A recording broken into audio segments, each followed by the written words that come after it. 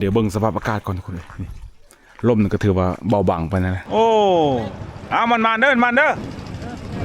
เด้กินข้าวแมลงทุกคนกินข้าวแมลงนี่บอกกินนิดได้กินน้อยนึง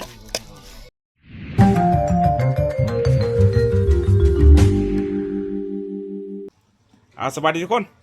ตอนนี้เขายังอยู่ที่เขื่อนศิลาน้องทุกคนเลยนี่บ่อนตะคอยอยู่ทุกคนเลยนี่ นี่บ่อนชุมเฮาอยู่นี่ปูนอันนั้นมันตึ๊ดมานะปุ้นนี่พอแม่น้องปู่มาแต่บ้านแล้วเขาน้องปู่เขาไปเอาเด้แล้วก็มีนะกลุ่มไอ้เพิ่นมาตึกเบ็ดได้3 คนนี่เซลได้นี่ปูนมาแล้วปูน คักเลยมื้อนี้นี่ซุ่มอ้ายเพิ่นมาตึกเบ็ดนี่ก็สิว่าโอ้ค่อยว่าบรรยากาศดีนะแล้วก็ลมก็โซงนี้ก็ถือว่ามีแห้งจนเกินไปแล้วก็มีโอกาสที่จะได้ประสูติหลายทุกคนเลยซุ่มอ้ายเพิ่นมาแล้วอ๋อใส่เสื้อคักแท้นี่อ๋อโทโอ้มีหยังแน่เลยนะลูกเป็ดเพิ่นเอามาลูกเป็ดโอ้หมอกับการเลี้ยงเป็ดเฮานี่โทมียังอันนี้นะอ๋อน้ำแข็งโอ้คักเลยนี่ก็มาเสียชิบแน่ชูเจ้าไปใส่หม้องใช่ยังอย่ามองเรามิแต่บ่เจ้าใส่นี่ไปเด้อคันบ่ใส่กับป้าไว้เฮือหันบัดเกิดเหตุฉุกเฉินปุ๊บแล้วจับไปใส่รถนะสบายดีพอเชียวจักโตยังจักโตตายจักโตตายเนาะบ่ตายตัวนึงแท้ตายตัวนึงต้มหวานดอกต้มเหม็นคนมันได้กินบ่ได้ดอกต้มมัดคนแซ่บขนาดเข้ามาสิได้เนาะมันติ้งกันพอมันติ้งกันล่ะมียังอันนี้นะบูเครื่องครับพอเชียวเครื่องเพิ่นไปสั่นใส่เพิ่นเอาใส่ได้ไปใส่มาใส่ได้บ่เอาหมูมาพร้อมนี่นะเอามาเลี้ยงบ่หรือเอามากินเอามากินโอ้ว่าคือดีแท้ขี้คันหาปลาแล้วก็มากินหมูเขาว่าเอาหมูมาเลี้ยงสมูทนี่กันยัง6 ตัวเลยเนาะหมูชุมเจ้านะมาเปลี่ยนเอามาเปลี่ยนบ่โอ้เปลี่ยนเอาหมูป้าบ่แม่นโอ้คักเลยสั่นนี่ตัวพลุงพุงพังมันไม่ลูกนี่มาแม่ยินดีต้อนรับเข้าสู่เถียงน้อยสุภาพทุกคนเลยเถียงน้อยสุภาพก็ถือว่าบางแล้วนี่ก็สุภาพเพิ่นก็มาเดี๋ยววันนี้เพิ่นก็มาเพิ่นมักอันตึกเบ็ดกระสุมึงรู้มันยังโอ้น้ำแข็งมันนอกปลานี่ก็แม่ดีแล้วมันนอกปลานี่ก็แม่นเนาะดีนี่คักเลยโอ้เพิ่นมีอันนี้มาพร้อมเมื่อแรกนี่เพิ่นมีซอยจุนี่คักเลยนี่ซอยจุกระสุคักเลยนี่เพิ่นเตรียมการมาอย่างดีนี่ทั้งยาอูดยุ่งทั้งกาแฟครบหมดเลยทั้งเงินน้ำอ้อยหน้าพร้อมแล้วขาวนะคักว่ะเดี๋ยวเพิ่นเอาข้าวมานำได้นี่เพิ่นฮู้ว่าจะเฮาบ่มีข้าวกินนี่โอเคอยู่ได้เดี๋ยวเบิ่งสภาพอากาศก่อนทุกคนเลยนี่ลมนี่ก็ถือว่าเบาบางไปนะนี่ก็ถือว่าหาปลาเนี่ยถือว่าโอเคนะมื้อแรงแม่เพิ่นอาจจะไปหาเซลมอนแถวๆนี้ได้นะอันนั้นนกทุกคนนั้นนกแอ่นนะป้าเซลอยู่พูโอ้โห2 3เอ้ย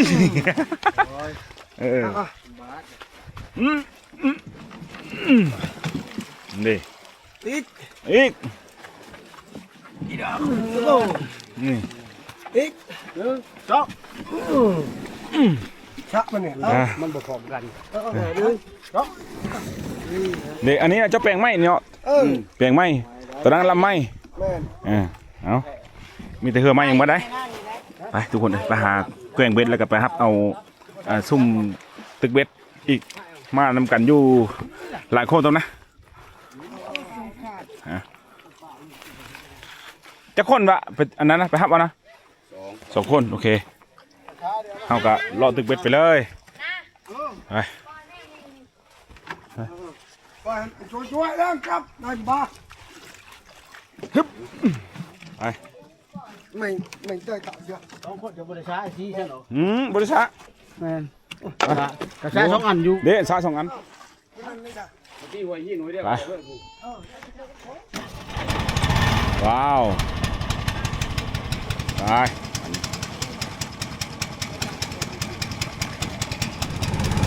เอาสภาพร่มกันถือว่าโอเคทุกคนเลยวันนี้มองกับการตึกเวทนะ แต่แถวนี้นี่เป็นไฮเก้าของข้าเจ้าทุกคนเลยนี่มันเป็นสีเขียวนี่น้อยนี่เรียกต้นไม้บ่มีนี่ไฮเก้าของข้าเจ้านี่ไฮเก้าแต่ปีกายหรือว่าประมาณ2 ปีนะ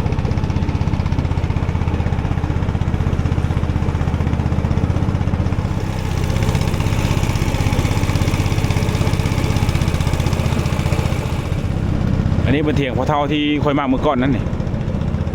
เล่ากันคือสีอยู่บุเลยนั่นแหละนะนี่เราไม่ค่อยอยู่เลยมีอยู่4 กระต๊อบอยู่เล่าไปสวนบางทีก็ได้โอ้พ่อเท่าอยู่บ่แล้วปิดประตูแล้วปิดประตูแล้วเราบริยูเราไปสวนแล้วนี่ใครไม่นั่นเฮาเอิ้นเลยเราปลหัวออกมาแล้วใครไม่เราอยู่อ่ะ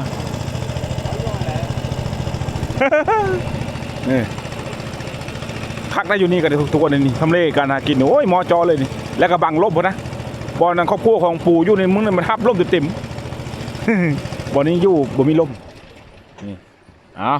เธอแกล้งไปประสูนี่คักเลยนี่นั่นอันนั้นกระเทียงนึงนั่นเทียงนึงกันนี่มีกมหุ่มกงอย่างไรอันนี้ก็เจ้าของเทียงบ่อยู่นะอันนี้คือทำเลการนั้นประสูติที่ประสูติมองนี้เนาะทำเลนี่ถือว่าน้ำขึ้นเป็นห้วยเป็นห้องบ่ห้วยอ๋อมองนี้มันทำเลดีเนาะเอาเบิ่งน้ำกันนะเดี๋ยวตอนแรกมันคือกินบุหรี่คือตอนเช้าอ๋อตอนแรกกินบุหรี่ชั้นตอนเช้าใช่เบ็ดประกฏมอมบ่แถวนี้โอ้คักแล้วนี่ได้ว้ายมื้อหน้ามื้อไหนก็มาไปยังซะบ่ได้ยากได้เขายังอยู่ลายมืออยู่เลย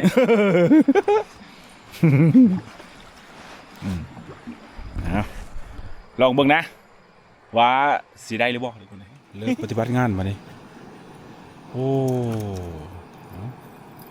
สบายบ่มีเหงื่อเนาะเหงื่อกันนี่รถเวลาเว้ามันได้ยินบ่ป่านี่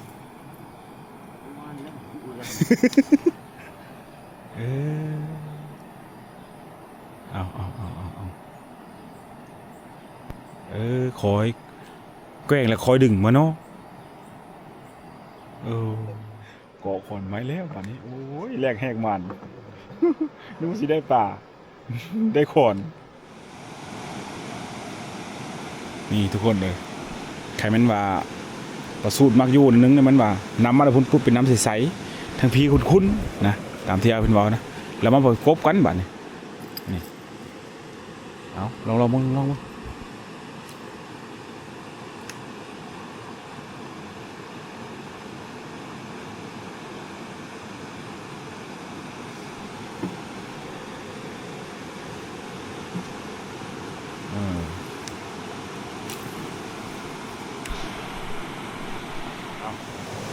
สรุปแล้วบ่ได้ซ้ำมงนี้น้ำคุณโพด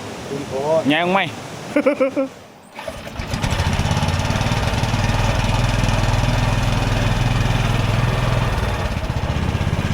ไปบาดนี้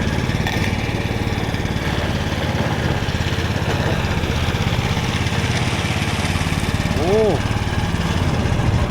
เอ้าโอ้บาดนี่มันบดันตัวนี้ทุกคนเลยนี่โอ้อึบ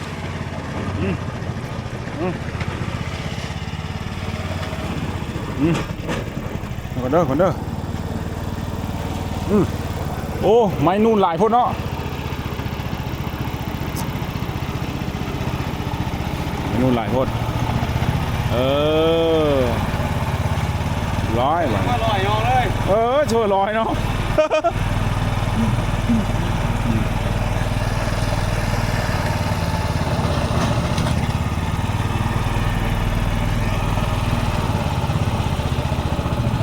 เทียงนะฮะอยู่พุ่น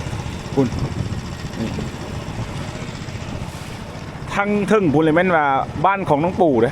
ทางทึ่งนี่เห็นว่าวันนี้ปุ๊บนี่ย่างขึ้นไปประมาณกิโลเมตรไปทุกคนเด้อนี่ได้ถึงสิฮอดบ้านเขาเจ้าได้ที่ทึ่งพูนี่รถนี่ใครแม่นว่าอันทางอากาศนั่นนี่นะ จากเถียงเขาจะมาหาบ้านเขานี่แค่2-3 ลักนึงได้ทุกคนเลยแต่เวลาเมื่อปุ๊บเลยนี่ขึ้นเมื่อตามนี้ทุกคนไปนี่พูดเข้าไปพูดโค้งพูดจากในป้าเฮือปุ๊บแล้วจังขี่รถจักรไปอีกมาบ้านบาง6 ลักเลยทุกคนจังเกี่ยวไม่ได้ไปจอดน้ำเฮือมองนี้ได้บ่ได้แต่ขี้ขานนั่นปีนขึ้นทุกคนเลยเมื่อยนี่ แล้วก็มีไฮกระเจ้าได้ทุกคนนั่นนี่เป็นไฮกระเจ้าจริงๆตอนนี้เรากำลังย้ายมงไม้ไปหาตึกเวทปุ๊บแล้วก็ไปหาเอาทีมงานพูดที่มาแต่พุ่นละมาตึกเวทนำกันนะมาแต่เสด็จนะห้วยน้อยมาประจบกับเซ่บัดนี้หลอกเบิ่งนะเดี๋ยวอ้ายเพิ่นสิเอาประสูติได้บ่ อันนี้น้ำจ่ายอยู่นี่โอ้คักอะไรนี่ต้องลองทุกมีไม่เฮียไม่สอดผมได้แถวๆนี้นี่ไม่ไหลพอก็มีได้แถวนี้มีข้าวเต่าพุ่นเนาะแถวนี้ก็เนาะโธ่น้ำตกตาลคักอะไรนี่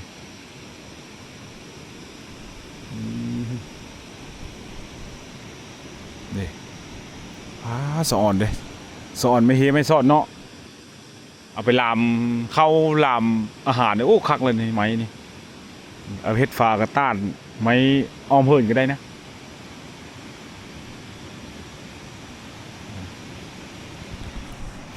ทุกคนในการมักบุได้คือกันนะทุกคนบางคนก็มักแกล้งเบิดนี่เป็นจังไงเพิ่นนี่บางคนก็มักเข้าป่าหายิงนกได้บางคนก็ได้ นะไม่เฮือนนะได้บ่พ่อบ่เถียงหน้าหลังนึงนี่ โอ้เขาว่าเป็นหน้าอัน80 เซนเหมือนทุกคนเลยนี่ไม้ลำนี้คักเลยยืนต้นตายอย่างนี้เลยตัวน้ำงามมาลีนี่ไหลมาประจบกันนี่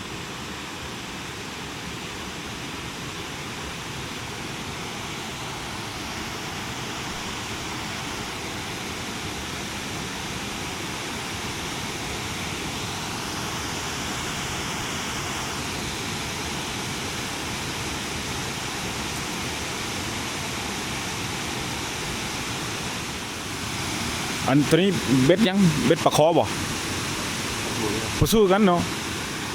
นี่ใส่ปลาสู้นี่มักกินเนื้อฟูบ่หรือเนื้อจมบุ้งดูโอเคแล้วกันปลาอยู่นี่ถือว่าซบเนาะ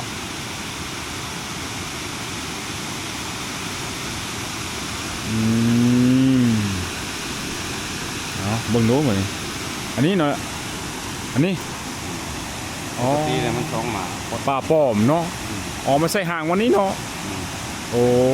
มีแต่พ้นออกมันคอเรือโอเคเบ็ดมี3 ลูกผู้ใดมี3 คอคือสมอเหือเนาะ ที่จริงปลานี่ซื้ออยู่ตลาดก็ได้เด้แต่มันไม่ได้อัตรสใหญ่แต่ในนี้เหือหาปลาขี้ได้2 คนเฉยได้นี่ได้เดี๋ยวมันไหลมาซงกันฝนตกมาแล้วนี่โอ้มึงดูแล้วมึงดูเอาต้องมึงดูเมนอลี่โอ้มันไหลมาเนาะโอ้เมนอลี่เห็นนะทุกคนเลยจะคือไปได้โอ้คือจักกับเจือนะงามเจือได้โอ้เอาจะคือไปเอาไปนะครับเอาทีมงานทำแบบนี้หอดแกงลีได้ทุกคนเลยอันนั้นคือลำนั้นกำลังไปหาปลาแล้วฮะ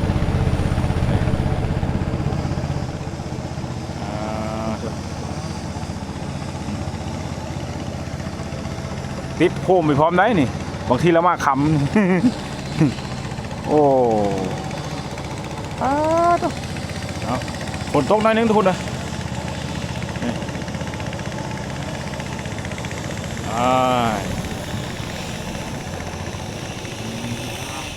หอดไปที่เรียบร้อยทุกคนมาดิฮึบ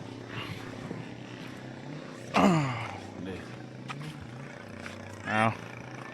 เขาย่างขึ้นไปทั้งเทิงเนาะหน่อยหนึ่งจะได้ทีมงานทำมา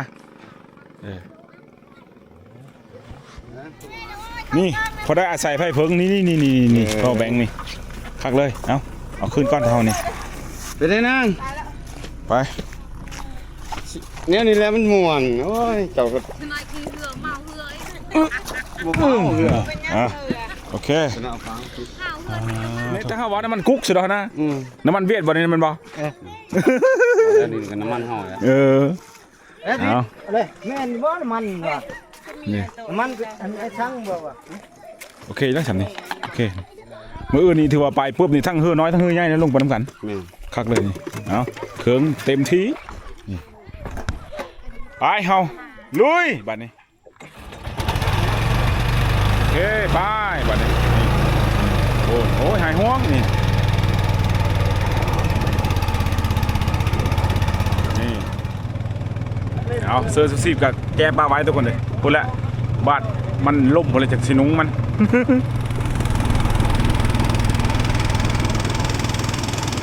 หมดฉันนักวิ่งดังวิ่งพอใส่ก็จะใส่ได้บอกน้อยเนาะ เอ้ย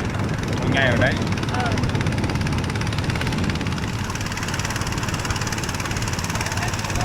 หุ่นเทียงเขาอยู่หุ่นวันนี้นี่เขาบอกไปได้เทียงวันนี้นะแหวนแกล้งเบคก่อนทุกคนเลย แม่บริหารอะไร ได้ปลาจะบ่ได้ปลาจะบ่บริใช้มองวันนี้ใช่มองวันนี้ ยังดีนะกับไอ้เพิ่นมาเนี่ยถือว่าบ่มีลมโอ้โหสับสิโยกแน่ แค่เปียกบ่ ใช่เพียงเนาะโอ้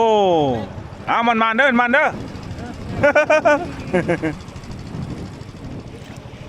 ปลาซื้อตลาดก็ปลาหาตึกเอานี่ปลาตึกเอาจะแซ่บกันเนาะ คันว่าเรื่องแซ่บก็ เออ มันก็เว้าเรื่องว่า อัธรสเนาะ อัตรส มันม้วน ม่วนความชื่อความมักมันถามว่าให้มาไปนี่ชื่อกินก็ดีลื่นแต่ว่ามันก็บ่ได้ซะโตนธรรมชาติแบบ ในธรรมชาติเนาะ มานี่แนวใจมาก ไม่ละมันตึ๊บแล้วมันจะพัดในมือเขา มันม้วนได้เนาะ แล้วมันเอาไปทานกันตอนซื้อเอาคือเทศไฟเบนซิน เนาะมักไผ่มักมันเนาะเดี๋ยวฮอดเลยเด้เฮาก็ได้สบายนะอันเหือกกระจ้อนอยู่หน้าเถียงเลยจบ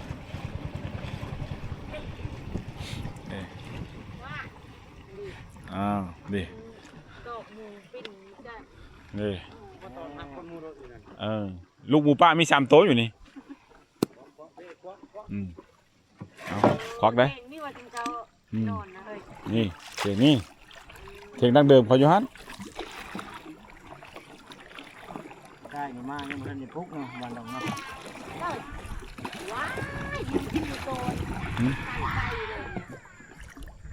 ฮึบโอเคเรียบร้อยบัดนี้เอาฮอดถึงเรียบร้อยทุกคนเดี๋ยวบัดนี้เอาคนเครื่องก็ไปใส่เด็กน้อยเฮารุ่นเช้าจะว่ากันใหม่เรื่องสุบายเพิ่นก็ได้ว่าตึกเบ็ดก็ได้ เอ้ามาชุดนี้คือได้ลูกหมูป่า อันนี้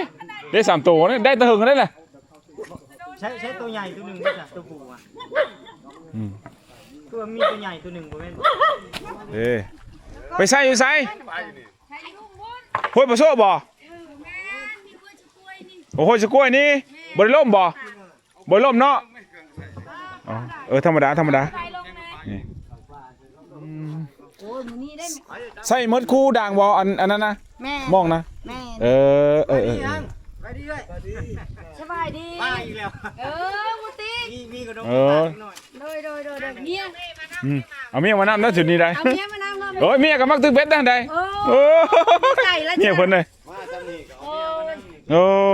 ดีใจเลยเนาะหลายคนที่มาหาเมย์พี่น้อง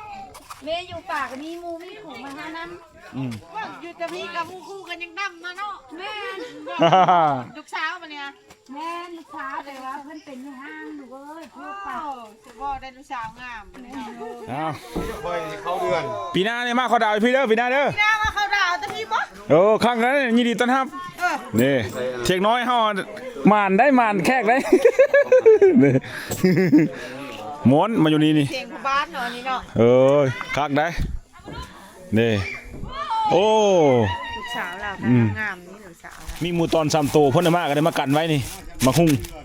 นี่โอเคอยู่ โอ้เนี่ยมันแล้วปีกปลาตำหุง แม่นแล้วคักอยู่นี่เดี๋ยวโง่ควายเพิ่นก็มีได้โง่เพิ่นก็ไปพุกอันไว้อยู่หั่นมันมาเองโง่ควายนั่นบ่ได้พุกได้ป้อมันอยู่นี่ปุ้นมาเองกินอิ่มคู่โตเอาโอ้ยเจอได้อ่านเสยเอาเครื่องของเอาเข้าไปในเด้อเข้าไปใน ลงน้ำมาอยู่พุ่น นี่เข้าไปในนี่พักผ่อนเอาพักผ่อนตามอันนี้ใส่เด้อแต่ว่าอันเพื่อนก็จะโคกๆนิดนึงนี่ยังสิแก้ออกแล้วนี่ก็ดีนี่ถ้าเฮาอยู่บ่อยู่วันนี้ถ้าเฮาอยู่ได้นี่ ลมคือสมนเนาะลมกันเนาะ โอ้ลมนี่คักเลยนี่นี่บรรยากาศโอ้ยสุดยอดบรรยากาศนี่ โอ้ยไผโกน เฮ้ย เอารับแล้วโอ้ เอาเว้าอันหู โอ้คักเลยอ่ะยินดีต้อนรับเข้าสู่เถียงน้อยตะเฮาทำยังสินี่นะมียังนี่นะหัวยังนี่ เนื้อปลาคอปลาโดเนี่ยคอปลาโด หัวยังนี่นะหัวยังนี่ฮะ หัวเมียง หัวอยู่ กิกา หัวงูบ่ป้าตัวอันตัวนี่พิลึกเลยเนาะอันตัวนี่นี่เนาะอันตัวนี่เนาะมีแต่อันตัวทั้งหมดนี่ทุบ ได้อยู่มันตาสายตาคง บ่ได้ซ้ำละเก่าอยู่เนี่ย นี่ป้าเท่าเป็นได้บ่ฟักทองฟักไส้น้ำพี่เจ้าได้ฮะได้3 ตัวโอเคซะได้พอดีตามกับหุ้ง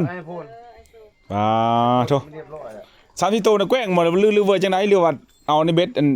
เบ็ดเพียกอ๋อคำแม่นลงคำถึงได้เนาะเจ้าเนาะเอาสั่นถ้าเฮานี่คักเลยนี่ เห็นนะปั๊บลืมขึ้นว่าปลาบูอยู่นี่ใหญ่กว่าหัวไอ้ไก่มีขี้กระเดือนย้อนนะปลาบูนี่ โอ้ปลาบูหลาย เอ้า ไอ้เพิ่นก็ได้3 ตัวว่าซั่นกับพอดีเฮาปิ้งกับตำหุ่งแน่นี่ใส่โอเคสันโอ้ยว่า3 ตัวว่าซั่น4 ตัวพูนะตัวนี้ใหญ่กว่าหมู่นี่โต พอต้มแล้วนะ ได้สดอยู่แล้วนี่โอ้ยคักเลยนี่โตนี่พอดีครับอันนั้นมาหุ่ง ได้ซ้ำนี่ก็ดีแล้วใส่เบ็ดเดียว เจ้าใส่อยู่ไกลบ่ บ่ อยู่แถวนี้ ไก่นี่แหละ โอเคสันคัก หากินไก่บ้าน น่าได้เลยเนาะมันได้สำนี้ก็โอเคแล้วทุกคนเลยดิกินข้าวแมลงทุกคนกินข้าวแมลงนี่ ตะไคร้บ่ ปลาแก้ว โอ้ไม่นี่ก้อยเลย ก้อยได้ก็ก้อยแม่ละก้อย กระเทินที่ก้อยเนี่ยบ่มีเครื่องครบเครื่องครบเนาะเครื่องครบโอเคมะก็อะไร มันก็มังนาวมี มะนาวได้ โอเคเอา ใส่มะนาวเอา เจ้านะมักทั้งตึกเบ็ดเจ้านะโอ้ เบ็ด โอ้ผู้หญิงมักตึกเบ็ดก็มีเนาะ ว้าย มักเนาะทั้งผัวทั้งเมีย โอ้ เท่านั้นโอเคสันเอ้าเพิ่นได้พูดให้กินแล้ว วันนี้ว่ายังธรรมดานี่นะเห็ดก้อยมือจะเป็นตึกเบ็ดนะคักได้ก็มีแล้วโคเกมมาเรียบร้อยนะพอเจออุ้ยอมตะมาก็กันก็ฉันพอหยิบเข่าแหวมีดเท่านี้มีดเท่านี้อยู่มีดได้พวกจะไปเข้าหวยเข้าห้องอ่ะมีนั่งหวยระวังเหี้ยครับแม่โอ้ที่ไข่ดีได้บ่เผ็ดนิดนึงอันทำข้าวดีปลาซิวแก้วปลานี่มันมกได้แซ่บได้หอมแม่นขนาบเฮ็ดขนาบเสือไปโตถ้ามันมีน้ำพักด้วยครับอ๋อแถวชิบูนก็เจ้าเฮ็ดน้ำพักเนาะกระบี่ลาบุรีนี่เฮ็ดน้ำพักได้น้ำกระชุบเกินน้ำกระชุบคันนั้นผู้ไทยแท้นะขี้ซุปเขาขี้ซุปแล้วเขาเอาดองใส่น้ำเต้าดิดอกมาน้ำเต้าแก่ได้ปลาไว้โชว์หยิบปลาเลยมันจักเนี่ยโธ่ คักเลยเอาเจ้าชิมเลยเด้อเจ้าชิมรส อิ่มก่อนเลยได้ เอารสตามสบายเบิ่งปูก่อนยึบนี่เป็นได้เดี๋ยวบ่อ๋อปรากฏอ๋อต้มเนาะอ๋อไข่เนาะปรากฏไข่ยามนี้โอ้เอาไปบัดนี้ต้มแล้วก็มีก้อยป่านะเป็นไงซุ่มวันอ้ายเพิ่นอันนี้นะแบ่งสันส่วนกันแล้วบ่ เช็คอุปกรณ์ เช็คอุปกรณ์อ๋อทุ เช็คบ่ได้ได้มืออื่นต้องชั่วเลย อันเบนออก YouTube เนาะ โอ้มันโฟดก่อนจะมาใส่เนาะมีแต่ระวังตัวนี้มันวับเนาะ เขาลืมบอกว่าดังในกรุ๊ปนี่แล้วก็เอาพื้นใส่เอาเองใส่ตัวนี้เลยเฮ็ด แม่นดังยากได้ยำฝนนี่โอ้ดังยากเลยจ้ะวะดังไฟกันเลย แล้วจะได้กินใจเย็น อันนั้นน้องเคยอยู่บ้าน ๆนี่ เพราะว่าปกติจะเห็นเคยกับปู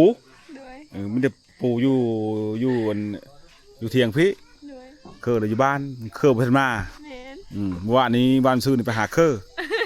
นี่มื้ออื่นนี่วางแผนนะเฮามื้ออื่นนี่นะมื้ออื่นปุ๊บนี่เช่าสีแบ่งทีมกันไปหาซิดเบ็ดนำซุมอ้ายเพิ่น ด้วย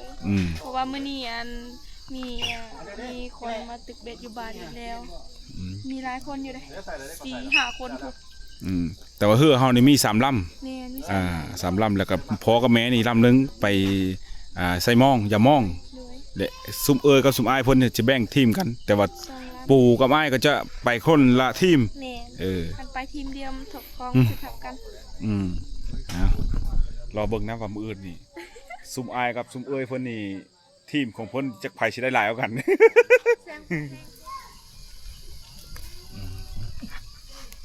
ปกติ4ตัวเขาเนาะ4ตัวโอเคเอาโอเคอยู่ดอกนี่น้ำลายอยู่ ทำลายอยู่ป่ะ ลายอยู่มีอันกึดอยู่บ่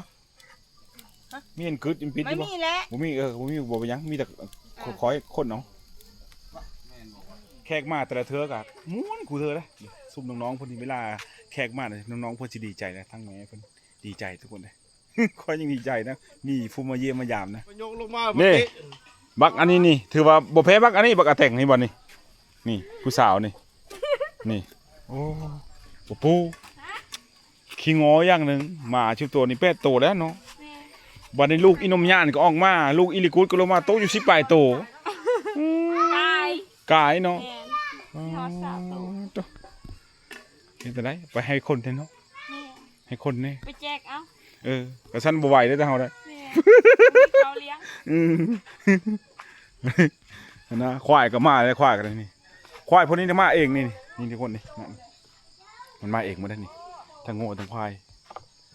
นี่นะนี่เด้นี่พากันนอนอยู่นี่สูนี่นะโอ้พอได้ลูกใหม่นี่นะควายเพิ่นมือแรงแล้วมามือเสาร์เราไปนี่เหมือนกับมันหูจักความทุกคนเลยควายเพิ่นนี่ ใช่เอ็นกระโต มากินข้าวแล้วตาเฮาทุกคนเดี๋ยวมาดินี่บ่ได้อ้อบอลนี่นะฮะบ่เนาะบ่บ่ไปยังเดี๋ยวเฮามีอันน่ะต้มอยู่ มีแกงนี่เด้ มียังนี่น้ำอ้อยหน้าป่ะ น้องอ้อยนา โอ้ข้าวทาเนาะโถมักคือกันเจ้ากันเนาะ น้องอ้อยนาแล้วโอ้ขาดบ่ได้แล้วน้องอ้อยนานี่ โอ้นั่นบ่เอา ก้อยปลาดิบๆเนี่ยน้ำอ้อยนาเข้าไปแล้ว เอา เอามาประเด็นนี้กันทีนี้ นี่เรียบร้อย หุบไปอันนี้นี่ หุบไปเลยขันยักมือท่านนี่ท่าน โยมนี่ปึ๊บนี่เอา เอิ้นนะ เอาคุบล้างมืดอะไร ใส่ กินข้าวโลหมูนี่ พ่อก่อนโอ้ยกินเป็นมัน นี่ก็บ่ทางเห็น มากินต้มกบใส่หม้อทำเฮา มันจะได้แจวบ่ได้กันมัดตัวนี้แจวก็ตำมันได้เฮือน ทำมันเฮือนโอ้เต็มการมันจบเยอะเลยเจ้าชงเมฆเนาะโอ้คักเลย โอ้ยนี่แต่มาหาเอาข้างหน้าเนื้อ อ๋ออยู่เนื้อกันนี่แหละนี่คะแนนแต่เพิ่นหมานเนาะ นี่เอาเนื้อทั้งน้ำก่อน อันนี้ผลงานชุมเพิ่นนี่ แม่น มื้ออื่นแล้วผลงานที่เจ้า แม่นแต่ว่าสิได้บ่ฮู้ได้ ได้อยู่เขาว่าได้แต่น้อยหลายเขาบ่ฮู้จักนะ หวังว่าสิมัน เนาะ เขาดังดี โอ้น้อยหน้าเอาปุ๊บแล้วก็ซดน้ำตัวนี้เข้าไปเลย เน่งเพียกไปพ่อ ค่อยบอกเด้อค่อยบอกก่อนค่อยยันเจ้าอันบ่พ่อกัน มีหลายอยู่ได้ โอ้เอาตามสบาย เน่งเพียกไปพ่อแล้วก็บ้าว่ะตามพ่อแล้วดีกว่า ทุกคนอันนี้คือความสุขของเฮานะไอ้เพิ่นกะเฮ็ดเวียกเหตุการณ์เฮ็ดงานมื้อแล้วก็มาพักผ่อนที่จริงป่าก็ซื้อได้อยู่ดอกอยู่ตลาดสิโปนราชแดนซื้อได้แต่มันอัตรสมันหาซื้อบ่ได้เด้เรื่องกัน ว้าวแหละตัวนี้มันหาบ่ได้แค่แหละไว้ดิจ้ะแม่ดินะกูแม่ดิ มา ปลาใหญ่ก็กินแล้วกินปลาเล็ก ตุ้มสิพักตะแง่งครับกะลิ แย่งกับเกมมา อืม แล้วต้องได้ปกติ เข้าชาปั่นหื้อรถนี่เอา พอแล้วเอาแต่ประกวดมาทำล่ะพักอัพก็เอามาแล้วอ่ะ ปู งอนบ่ ปูเสือช่องชันมา กินแล้ว กินแล้ว อ๋อ แซ่บ เอาซะตัดภาพมาที่บ่อยู่บ่นอนบัดนี้นี่บ่นอนอายเพิ่นคักเลยนี่เอาซ่อนคนนี้บัดนี้ เอามาได้ได้เนาะ โอ้ใส่ตกเบ็ดนี่แจ๋วเนาะคักเลย ๆจะนอนในนี้ เจ้าชิบะนอน ไอ้ก็เอ้ยเพิ่นนอนนี่ชุมคอยนอนนี่นี่ปอคักอะไรเนาะตัวโอเคเลยตามสบายนี่นี่เอาอยู่หันเนาะเอาอยู่หันเลยนี่เอานี่ถือว่าปลอดภัยนะตาเฮากันนี่นำมันนี่แหละตาเฮากันนี่เอาปกติเราค่อยสินอนเต็นท์แต่ว่าซุ่มอ้ายเพิ่นมาปุ๊บแล้วคำมันนอนเต็นท์มันบ่พอกันพวกกันนั่นทุกคนมื้อนี้ เอาทุกข้อมกกับเจอที่ตามทุกคนเลยมื้อเช้าจะพบกันใหม่มื้อเช้านี่ก็เสียหาตกเบ็ดปรากฏนะเป็นประสุดนะทุกคนนะเอาให้ไว้ทุกคน